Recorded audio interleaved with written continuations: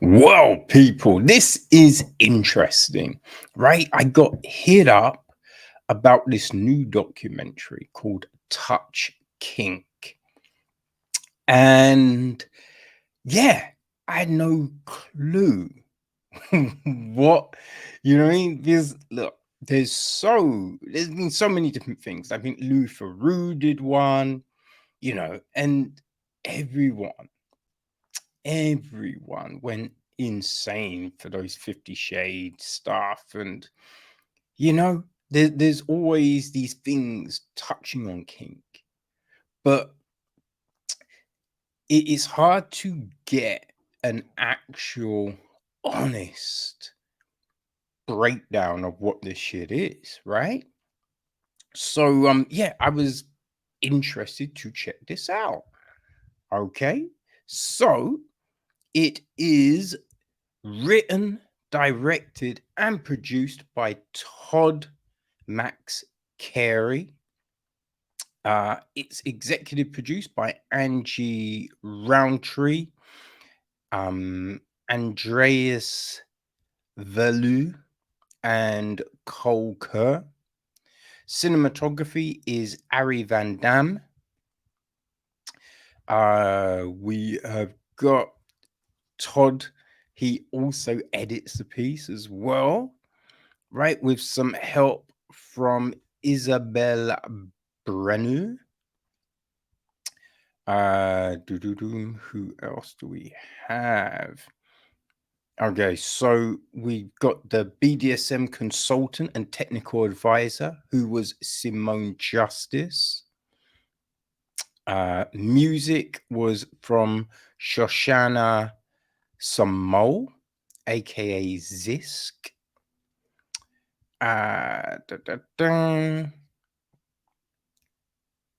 And so we had researchers, Todd, there's Katrina, Chris Begerton, Simone Justice, and Jinx Martel.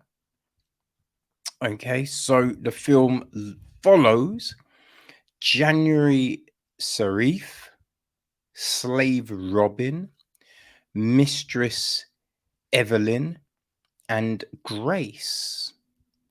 Right? We also hear from Annie Bear, Brian Ernst, aka Cupcake, Colin Roundtree, Disciple, Ernst Green, Fat Mike, Goddess Venus, Goddess Phoenix, Mistress Absolute, Mistress Izada Sin, Mistress Precious, Mistress Vinyl Queen, Natalie, Simone Justice, and Soma Snake Oil. So yeah, that's who's in it. Now, the film is an intimate look into the world of BDSM and fetishism through the eyes of four people. Grace, an all-American soccer mom, learns to awaken the goddess inside her as she makes her nervous first foray into the realm of being a dominatrix. There's Mistress Evilyne, a British dominatrix on a cultural mission, is ousted to the tabloid press and harassed by the British establishment. There's Robin, the fearless kinkster and good old boy from Texas, who just so happens to be a slave and property of a dominatrix. And January Seraph, the mercurial muse, guide and inspiration behind understanding the secret power that all women possess, but few truly realize is revealed to those brave enough to touch kink. So yeah, there you go, people. There you go. So yeah, it's interesting. It's definitely interesting, and I think it's always good to hear from a variety of voices, right? Because there's one part in the documentary, and I forget who it is, who said it, which bugs me. But like she said, there's this misconception that people who are traumatized, abused, get into kink, right? And kink is, it might have been a male that said it, I forget. But yeah, saying that the scene is just full of people who are dealing with trauma, right? That's not true, because a lot of people dealing with trauma, most people, no, they just said everyone dealing with trauma. It was an absolute one of these things, right? People that deal with trauma would shy away from this. So no, the scene is full of people who are all consensual and happy and blah blah blah blah blah, which we know is a lie. Right? We know it's a lie. Just because, right, we know the porn industry. Not everyone, again, not everyone has been abused or, gone through shit, but a lot have. And a lot have talked about that, right? It's just in life with everything. When you look at a lot of, fighters, mixed martial artists, right? Got bullied. Bullying led them to get into martial arts.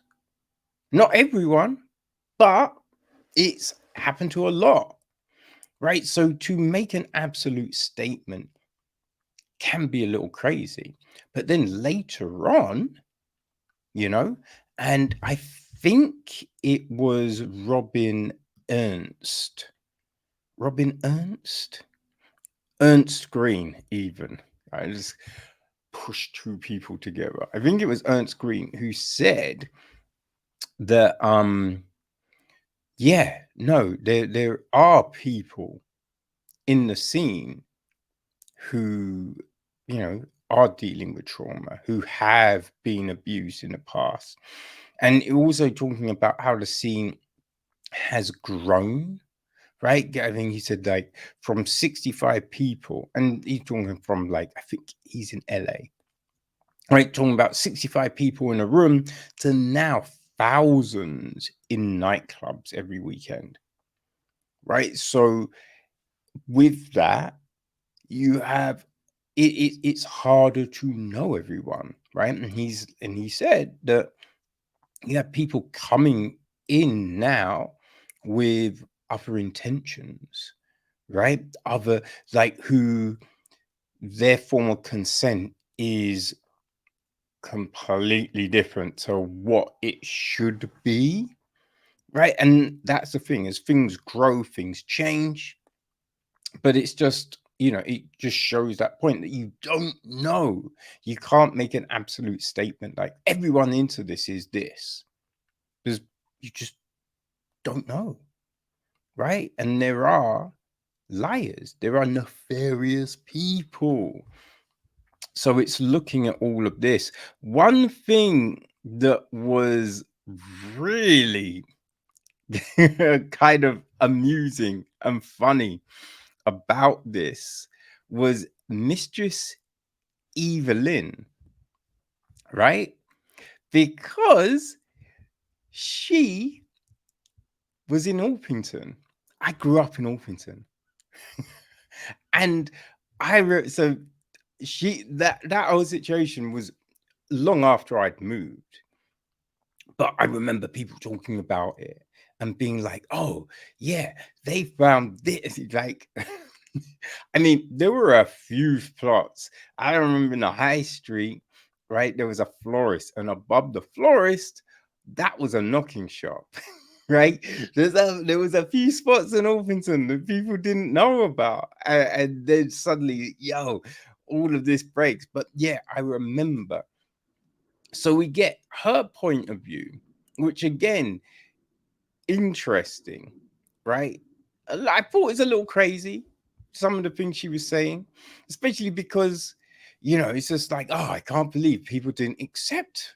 And I'm just like, not everyone has to, right? Firstly, with all of this, because I think it was Cupcake who was talking, and he was just like, oh, you know, my mum, she grew up around gay people, so I thought she'd understand, but she didn't. And I don't, she's causing a wedge between us because you know, I want her to understand it, and I'm just like, but she doesn't have to. This is the thing, she doesn't have to, right? You can just chill and talk about whatever, and just be like, you know, this weekend I'm just doing my thing. Just leave it at that. Not everyone needs to know your business. You feel me? Not everyone has to understand. It's like, you know, going to someone that only likes country music and being like, yo, you should listen to the new Kendrick Lamar. Yo, it is fire. It's so fucking good. And they're like, no, I don't want to. And be like, no, you need to listen to this. And be like, it's not my thing. No. You need to listen. Like, why are you trying to push something on someone that doesn't like it? Right? Just, you don't have to talk about music. You're, you know what I mean, both enjoying a whole heap of other things together. So talk about those things. Right? So there was, that did seem to be a thing, right? A lot of the people were just like, this is my life, right? Everything about it is what I do. I go on a kink holiday, I go on, you read, and it's just like, okay, that's fine. But I kind of feel it's probably healthier to have different pursuits. Like, so something isn't all consuming even, right? Just because, what if you then just get to a point and you're like, actually, I don't want to, I don't think I want to do this anymore. Now, all your friends are part of that, right? So you've cut loose everyone else who wasn't into kink, who wasn't part of that scene. Now where do you go? Right? You have no other friends. That was your friends, and you're, you know, let's say 60, 50, whatever it is. It's harder to make friends at an older age. So what are you gonna do? You know? But yeah, no, it's fascinating, especially when Todd brings in his friend Grace to have this other look, right? So we get all of this. So I would say this was interesting. I did think that it, because with things like this, right? Not everyone would want to talk on camera. You know what I mean? So the people that will talk on camera, that's a certain type of person. You know, so you're never really going to get a true representation, because to have the people really break things down, talk about things, you know what I mean? It's then that's never going to happen, right? Because the type of person that is going to go on camera and talk about this thing, their viewpoint is completely different, right? And they're going to be closed off to talking about maybe the negatives, because everyone's talking about, oh yeah, no, these people are submissive and we treat them like this and blah blah blah. And I think it was Evilyne, right, talking like this, going, I want to open a community and blah blah blah. And it's just like, okay, but what if someone snaps one day, right? What are the safeguards for that? Because, right, you might have these dudes who are just like, oh yeah, you can do whatever you want to me. But if one of those dudes is then like, actually, nah, or you hit me too hard, I said stop, and you didn't. You hit me 2 more times before you stop. If that person snaps, what happens? Because they could essentially beat the fuck out of you, right? And it would have been interesting to hear about the instances where that may have happened, because you know, you can have 99% of people who are chill and cool. There's still going to be that 1% who are fuckers, you know what I mean? So there is that. There is that.